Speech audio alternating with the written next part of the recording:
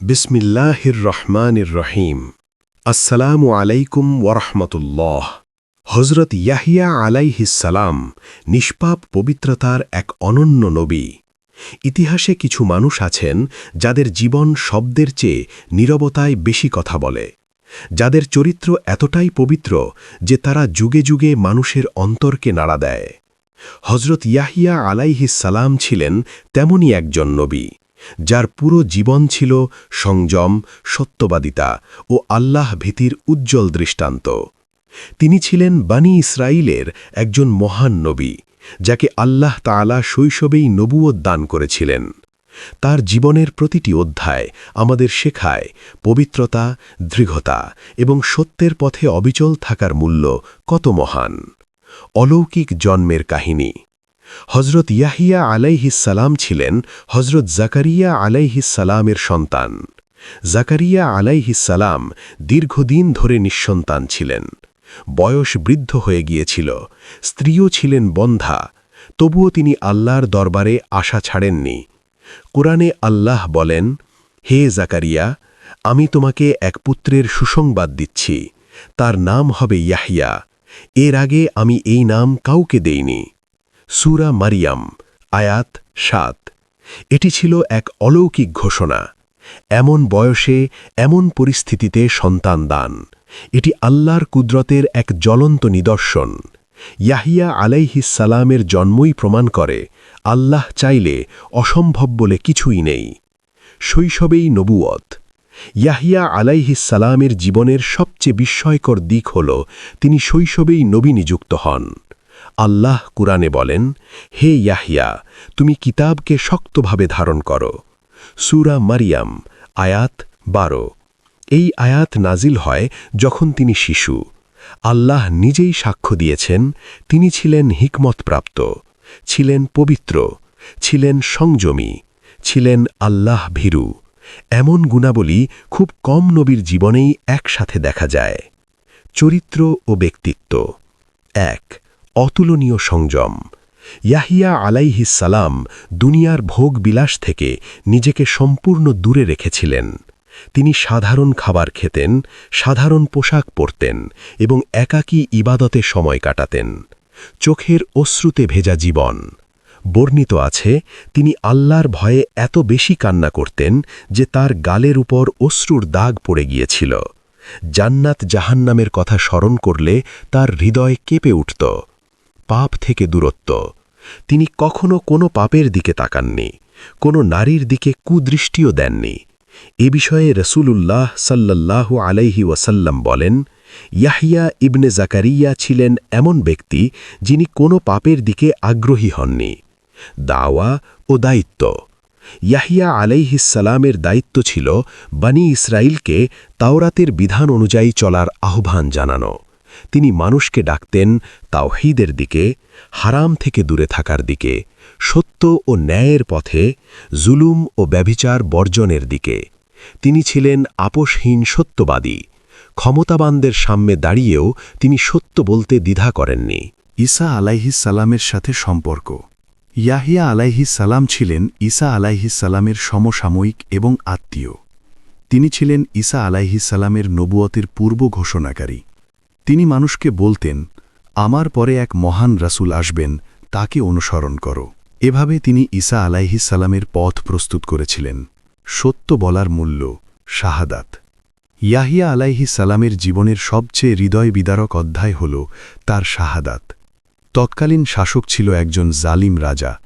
সে তার বৈধ নয় এমন এক নারীকে বিয়ে করতে চেয়েছিল। ইয়াহিয়া আলাইহিস সালাম স্পষ্টভাবে ঘোষণা করলেন, এ বিয়ে হারাম, আল্লাহ তা অনুমোদন করেননি। এই সত্য কথা রাজাকে ক্ষিপ্ত করে তোলে। রাজা ও সেই নারী ষড়যন্ত্র করে ইয়াহিয়া আলাইহিস সালামকে হত্যা করে। বর্ণিত আছে, তার পবিত্র মাথায় একটি থালায় করে এনে দেওয়া হয়েছিল। এভাবেই তিনি সত্যের পথে শহীদ হন। আল্লাহর কাছে মর্যাদা। ইয়াহিয়া আলাইহিস সালাম ছিলেন এমন একজন নবী যাকে আল্লাহ নিজে নাম দিয়েছেন, যাকে শৈশবেই হিকমত দান করেছেন, যাকে শহীদ হিসাবে কবুল করেছেন। কুরআনে আল্লাহ বলেন, তার প্রতি শান্তি যেদিন সে জন্মগ্রহণ করেছিল, যেদিন সে মারা যাবে, এবং যেদিন তাকে পুনরুত্থিত করা হবে। সূরা মারিয়াম আয়াত 15। এই 3 সময়ই আল্লাহর সালাম এ এক অতুলনীয় সম্মান আমাদের জন্য শিক্ষা। ইয়াহিয়া আলাইহিস সালামের জীবন থেকে আমরা শিখি, সত্যের পথে থাকলে কষ্ট আসবেই। আল্লাহ ভীতি মানুষকে উচ্চ মর্যাদা দেয়। সংযম ও পবিত্রতা ঈমানের সৌন্দর্য। ক্ষমতার সামনে সত্য বলা নবীদের পথ। দুনিয়ার ক্ষতি হলেও আখিরাতের লাভ চূড়ান্ত। ইয়াহিয়া আলাইহিস সালাম ছিলেন নীরব বিপ্লবের এক মহান নায়ক। তিনি কোনো রাজ্য শাসন করেননি, কোনো বাহিনী পরিচালনা করেননি, কিন্তু তার চরিত্র আজও কোটি মানুষের হৃদয় শাসন করে। আজকের অশান্ত পাপপূর্ণ সমাজে ইয়াহিয়া আলাইহিস সালামের জীবন আমাদের জন্য এক জীবন্ত আয়না। যদি আমরা তার আদর্শের সামান্য অংশও গ্রহণ করতে পারি, তবেই আমাদের জীবন আলোকিত হয়ে উঠবে ইনশাআল্লাহ। ইয়াহিয়া আলাইহিস সালামের কাহিনী, দ্বিতীয় পর্ব। ফিতনার যুগে পবিত্রতার দীপ্তিমান বাতিঘর। প্রথম পর্বে আমরা ইয়াহিয়া আলাইহিস সালামের অলৌকিক জন্ম, শৈশবেই নবুয়ত, চরিত্র ও শাহাদাত সম্পর্কে জেনেছি। এই দ্বিতীয় পর্বে আমরা দেখব তিনি কিভাবে এক ভয়াবহ নৈতিক অবক্ষয়ের যুগে দাঁড়িয়ে পবিত্রতার প্রতীক হয়ে উঠেছিলেন। তিনি ছিলেন এমন একজন নবী যার জীবন আমাদের বলে দেয় চারপাশ অন্ধকার হলেও একজন মানুষ চাইলে আলো হয়ে থাকতে পারে। যে যুগে ইয়াহিয়া আলাইহিস সালাম এসেছিলেন, ইয়াহিয়া আলাইহিস সালাম যে সমাজে দাওয়া দিয়েছেন তা ছিল ধর্মীয়ভাবে বিভ্রান্ত, নৈতিকভাবে দুর্নীতিগ্রস্ত, ক্ষমতালোভী আলেমে পরিপূর্ণ, রাজা ও শাসকদের জুলমে জর্জরিত। বনি ইসরায়েলের বহু আলেম তখন দুনিয়ার স্বার্থে হক গোপন করত। তাওরাত থাকলেও তারা নিজেদের খেয়াল খুশি অনুযায়ী হালাল হারাম বানাত। ঠিক এমন সময়েই আল্লাহ পাঠালেন ইয়াহিয়া আলাইসালামকে, একজন নির্ভীক, আপোষহীন, নির্লোভ নবী হিসেবে। ইবাদতে ডুবে থাকা জীবন। ইয়াহিয়া আলাইসালামের রাত কেটে যেত নামাজে, কান্নায়, তসবিহে, আল্লাহর ভয়ে কাঁপতে কাঁপতে। বর্ণিত আছে তিনি বলতেন, আমি জান্নাত ও জাহান্নামের মাঝখানে দাঁড়িয়ে আছি, এক পা সামনে গেলেই জান্নাত, এক পা পেছনে গেলেই জাহান্নাম। এই উপলব্ধি তাকে পাপ থেকে বাঁচিয়ে রেখেছিল। দুয়া ও আল্লাহর সাথে সম্পর্ক। ইয়াহিয়া আলাইসালাম খুব কম কথা বলতেন, কিন্তু যখন দুয়া করতেন তা হতো হৃদয় ভাঙা কান্নার সাথে। তার দুয়ার বৈশিষ্ট্য ছিল বিনয়, ভয়, আশা, আত্মসমর্পণ। তিনি জানতেন মানুষ নয়, আল্লাহই আসল আশ্রয়। সমাজ সংস্কারে তার কঠোরতা। ইয়াহিয়া আলাইসালাম কখনো সমাজের পাপকে হালকা করে দেখেননি। তিনি প্রকাশ্যে বলতেন, বেভিচার হারাম, জুলুম হারাম, সুদ হারাম, ক্ষমতার অপব্যবহার হারাম। এমনকি রাজদরবারেও দাঁড়িয়েও তিনি সত্য বলতে ভয় পাননি। আজকের যুগে যেখানে মানিয়ে চলাই বুদ্ধিমানের কাজ, সেখানে ইয়াহিয়া আলাইসালাম আমাদের শেখান হক মানিয়ে চলে না, হক প্রতিষ্ঠা করতে হয়। কেন তিনি বিয়ে করেননি? ইয়াহিয়া আলাইসালাম বিয়ে করেননি এটি কোনো সুন্নাহ বাতিল করার জন্যে নয়, বরং তার সময় ও দায়িত্বের কারণে। তিনি চেয়েছিলেন সম্পূর্ণ মনোযোগ ইবাদতে দিতে, সমাজ সংস্কারে নিজেকে উজাড় করতে, নফসকে কঠোরভাবে নিয়ন্ত্রণে রাখতে। এটি ছিল তার ব্যক্তিগত বিশেষত্ব, যা আমাদের জন্যে ফরজ বা সুন্নাহ নয়, কিন্তু নফস দমনের গুরুত্ব বোঝায়।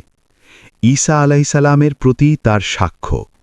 ইয়াহিয়া আলাইসালাম ছিলেন ঈসা আলাইসালামের সবচেয়ে বড় সমর্থক।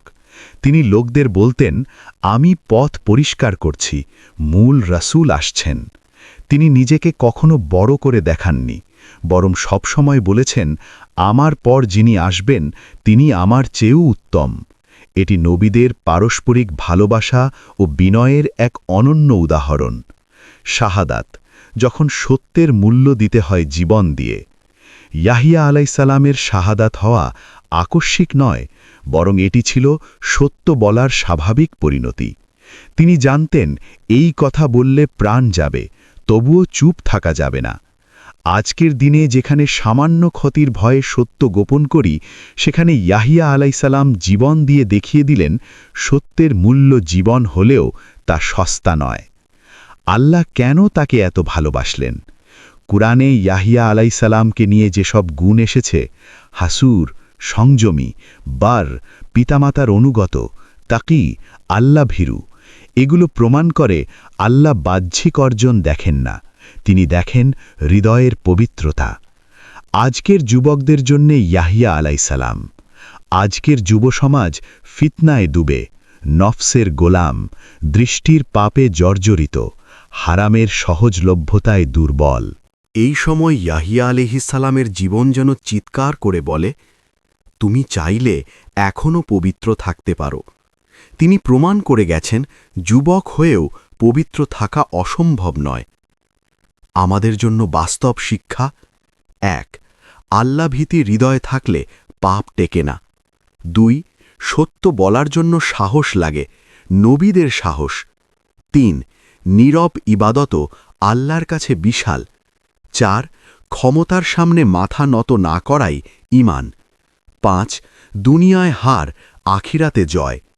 ইয়াহিয়া আলাইহিসসালাম কোনো সেনাপতি ছিলেন না, কিন্তু তিনি নফসের বিরুদ্ধে যুদ্ধ করেছেন। তিনি কোনো রাজা ছিলেন না, কিন্তু তিনি সত্যের সিংহাসনে বসেছিলেন। তিনি অল্প দিন বেঁচেছিলেন, কিন্তু তার আলো এখনও নিভেনি। আজ যদি কেউ জিজ্ঞেস করে ফিতনার যুগে বাঁচার পথ কি, উত্তর একটাই: ইয়াহিয়া আলাইহিসসালামের পথ। ইয়াহিয়া আলাইহিসসালামের কাহিনী, ৩য় পর্ব। ফিতনার যুগে নিজেকে বাঁচানোর পূর্ণাঙ্গ রোড ম্যাপ। ইয়াহিয়া আলাইহিসসালামের জীবন কেবল ইতিহাস নয়, এটি আজকের মানুষের জন্য এক জীবন্ত দিক নির্দেশনা।